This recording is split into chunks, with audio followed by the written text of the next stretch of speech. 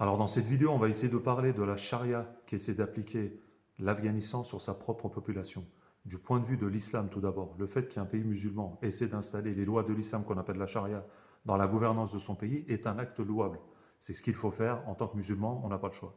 Après forcément l'Occident va vous dire « Ouais mais non, il faut la démocratie, il faut la laïcité, c'est comme ça qu'il faut gouverner machin », mais les gars, chez vous c'est comme ça, mais chez nous, les valeurs sont différentes. Après forcément, il y a des points sur lesquels les talibans vont très loin, ça, on va en parler dans quelques minutes. Le fait, par exemple, que les talibans disent maintenant à la population, les gars, maintenant la mixité, le mélange entre hommes, femmes, machin, c'est fini, du point de vue de l'islam, c'est pas mal.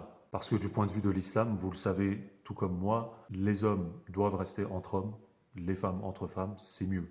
Le fait, par exemple, que les toxicos en Afghanistan, malheureusement il y en a beaucoup, soient mis dans des camps de cure de désintoxication, c'est bien aussi. Le fait que l'alcool, la fornication, les jeux de hasard, etc. soient interdits, c'est également ce qu'il faut faire.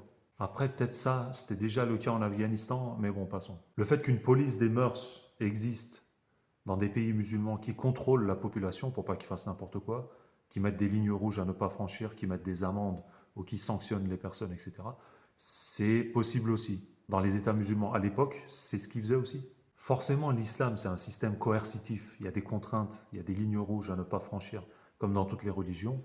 Donc, si tu franchis la ligne rouge, il y aura des sanctions. C'est comme ça. Par contre, forcément, ces sanctions, il ne faut pas qu'elles soient appliquées de façon injuste, brutale, méchante. Il faut que tout ça reste encadré dans les limites des lois de l'islam. Si dans un État musulman, on commence à voir que les politiciens commencent à mettre en place un système dictatorial et que la police commence à faire des bavures et n'importe quoi dans la rue, il faudra sanctionner les politiciens et la police. Ce n'est pas qu'une pression exercée sur la population, les lois de l'islam, ça concerne également les gouverneurs. Dans un système islamique, l'autoritarisme existe, mais pas l'autocratie, pas la dictature. Pour les points sur lesquels les talibans vont très loin, il y a par exemple le fait qu'ils interdisent aux femmes d'aller dans des parcs pour leurs enfants. Ou alors par exemple quand ils disent que les femmes peuvent étudier mais jusqu'à un certain âge, ils commencent à mettre des contraintes par rapport à ça aussi. Le fait que les femmes en fait soient de plus en plus enfermées à la maison, là ça va loin parce que les femmes dans l'islam, si elles veulent, elles peuvent étudier. Mais entre femmes, si elles veulent, elles peuvent travailler, mais entre femmes. Même si c'est vrai que c'est l'homme qui doit subvenir aux besoins de la famille, c'est lui le gérant, etc. C'est lui qui protège la famille, mais la femme, si elle veut bosser, elle peut aussi. Tout ça sans mixité, tu peux le faire. Et si tu interdis aux femmes d'étudier à l'école, tu n'auras pas de médecin pour femmes, tu n'auras pas de docteur pour femmes, tu n'auras pas de prof à l'école pour les femmes. Donc elles sont obligées d'étudier dans un certain sens. Donc en fait finalement on peut dire que dans le principe, les talibans essaient d'appliquer la charia comme elle est censée être appliquée, mais il y a des points sur lesquels ils vont vraiment très loin, quoi. En fait, le plus gros problème avec les talibans, c'est qu'ils ont un passé de terroristes, malheureusement.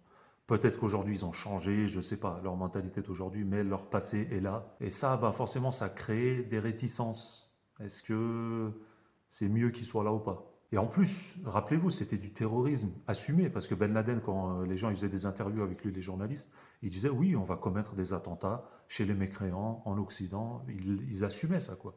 Les actes terroristes, ai-je besoin de le rappeler, dans l'islam c'est interdit d'aller tuer des gens dans la rue comme ça, sans raison, des gens innocents, des gens inoffensifs.